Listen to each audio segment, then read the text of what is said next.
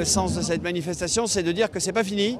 L'intersyndicale s'est constituée autour du projet de loi sur les retraites et donc elle continue à vivre, à être forte pour représenter ce mouvement de rejet puissant de cette loi dont personne ne veut dans ce pays pour la raison qu'elle n'était pas justifiée, elle va créer de l'injustice. Le gouvernement n'a pas été à la hauteur de l'enjeu et Emmanuel Macron s'est trompé dans ses choix.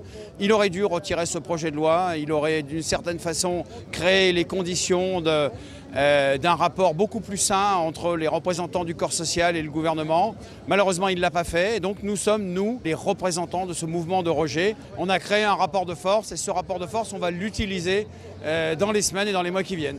On verra ce que dit le Conseil constitutionnel. On attend. Là, aujourd'hui, on est le 1er mai, on est nombreux, toute la France est mobilisée et on ne lâche pas. Et l'espoir est là, oui. C'est pas parce que pour l'instant on n'a pas gagné qu'on a perdu, donc on continue. 1er mai, c'est symbolique pour tous ceux qui travaillent, qui luttent. On a montré un front syndical uni, ça a redoré le blason des syndicats. Nos mobilisations ont permis de mettre en évidence l'absence de préparation, l'absence de hauteur de vue de la part d'une classe dirigeante qui ne connaît pas son peuple. On ne désespère pas de se faire entendre. Plus cette mobilisation est marquante, plus elle jouera dans les années qui viennent pour peser qu'un exécutif ne doit pas gouverner contre le peuple. Et n'oublions pas que dans notre pays, qu'on le veuille ou non, on est dans un état de république justement parce que les gens sont descendus dans la rue. Il ne faudrait pas l'oublier.